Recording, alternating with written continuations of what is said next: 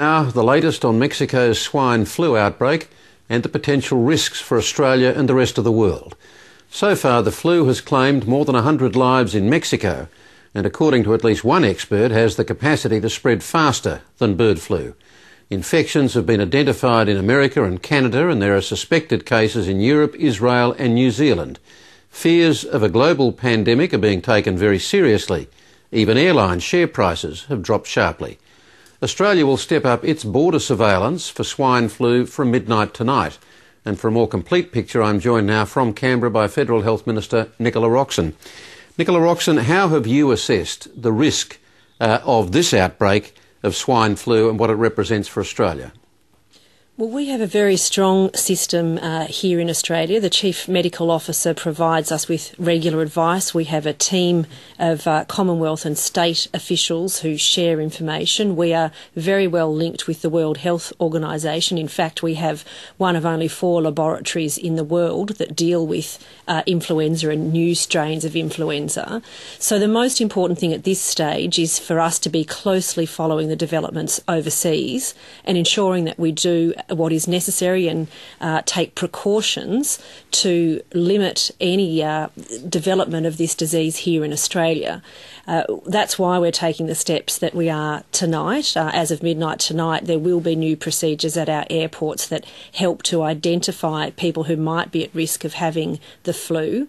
But I do need to emphasise that whilst we must be very vigilant, it's really not cause for alarm. We need at this stage to be taking these steps as a very important precaution, but we are well set up in Australia if this turns into a faster spreading disease or if cases are confirmed in Australia to be able to then step up further action as and when required. As you said in your press release today, the swine flu issue became known in Australia last Friday and your department has been monitoring the outbreak.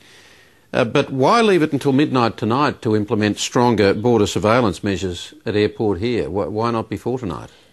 Well, we've done everything when we've been provided with advice that it was necessary to take these next steps. It's a novel disease. It hasn't been declared by the World Health Organization as a pandemic. So we certainly have been with the potential for certainly they've identified it as having a potential. Absolutely, and that's why vigilance is very necessary as a precaution. But I'm satisfied that the appropriate steps for us to take are the monitoring that's occurred, the decisions that were taken to advise GPs and emergency departments over the course of the weekend of symptoms that they should be looking for us to be able to introduce this now from all flights that are coming from the Americas. Of course, as the situation changes, we might need to expand that, we might need to step up the measures, but this is the advice we've been given of what is an appropriate response at this stage, and keeping our close communication with other countries and of course across the states is what's going to be vital from here on in. So do you immediately quarantine anybody that you identify at an airport as being suspected of having the swine flu virus? No, look, at this stage, the purpose of making sure that announcements are made on flights and that people with flu-like symptoms identify themselves is to be able to then provide them with proper medical advice, for them to have an assessment, for them to be given precautionary measures like wearing masks, perhaps isolating their family. It will change over time. At the moment, the key thing is for us to raise awareness for people who've been travelling in Mexico and the Americas, if they arrive back home, to not just brush off some flu-like symptoms, to go immediately to their doctor and have an assessment to see if they might be vulnerable. And then, of course, we have the antiviral drugs that can be provided if anyone is suspected of being at risk. What have your experts told you about how swine flu compares in virulence to bird flu? Because my understanding is that it has a capacity, even though it might not be, this is swine flu, might not be as deadly as bird flu, it has a capacity to spread quicker. Yes, look, we simply don't know enough about the disease yet, but what the experts are saying from the early evidence they have is obviously very virulent and quite deadly in Mexico. It seems so far that all the cases outside Mexico have had quite mild symptoms, and one of the issues that the health experts are trying to work out is, does that mean it's a different strain that's travelling across Mexico's borders? Does it mean that it doesn't particularly effectively safely transmit from human to human, which would of course reduce the risk longer term. These are all the questions that are being asked by our public health experts who are busily working in laboratories across the world, but we simply don't yet have the answers. And as I understand it, I mean, the symptoms are really quite common flu symptoms. The temperature above 38 degrees, maybe a runny nose, maybe respiratory problems, maybe vomiting and diarrhoea. I mean, that could cover a multitude of flus. Well, that's right. That is a difficulty with these types of flus. The symptoms are very similar to a regular flu. What people should be conscious of is where they've travelled, of course, over the last month, making sure that any early symptoms they have, not doing what most people might do if they've got the flu, try to sleep it off for a few days and maybe then later go to the doctors. This needs early action, and if you have been travelling through these countries at risk, we really do encourage you to go immediately to your GP. And that's part of the importance of implementing these measures at the airport. It's to raise awareness on everybody who's been travelling in the Americas that there is this risk, and just to make sure that they're going to be more vigilant looking after their own health and consequently then the rest of the countries.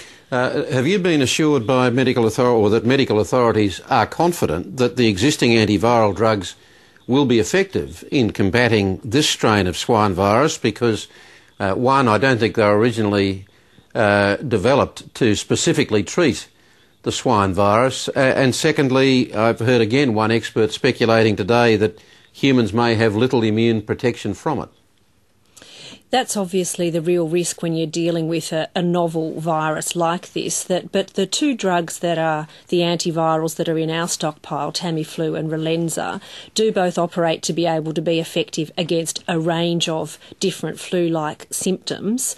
Certainly the advice we have from overseas, and the Chief Medical Officer's provided that again to me over the course of the last few days, is that the early signs are that Tamiflu and Relenza will be effective. Nevertheless, it's important for us to do all we can to make sure the early identification gives us the chance to provide that treatment to people who are at risk of having the disease, even if they are not yet confirmed as having that disease. And very briefly, you're in the process of renewing Australia's antiviral stockpile. Are you confident that Australia's stockpile would be able to cope with a major outbreak? On paper, it's enough to cover 1/3 of the population, but of course, if it's a prolonged treatment, that immediately reduces the number of people you could actually cover over a period of a month, 2 months. Well, we have 8.7 million courses of these antivirals in our stockpile. I'm advised that is one of the highest to population ratios in the world. But there's still the question of whether it's enough to treat a real pandemic. Yeah, and look, the advice that I've got is that we are very well placed, that it's one of the highest ratios. We're pleased we made provision for it in the last budget to ensure that we could purchase and provide that stockpile. Of course, the aim, if there is a pandemic, which has not yet been declared in this instance, is to make sure you can protect enough of the population that the spread through the population is stopped.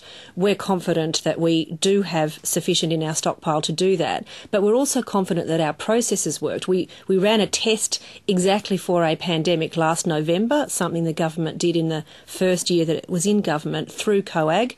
It was very successful, but there were improvements that were able to be made. So we have people who know what to do in this situation, and we're taking precautions early to ensure that the community is protected. But we need vigilance, and we need to be prepared to change as the circumstances change. Nicola Roxon, thanks for talking with us. Thank you. And for more information, you can contact the Swine Influenza Hotline, 1 802 007.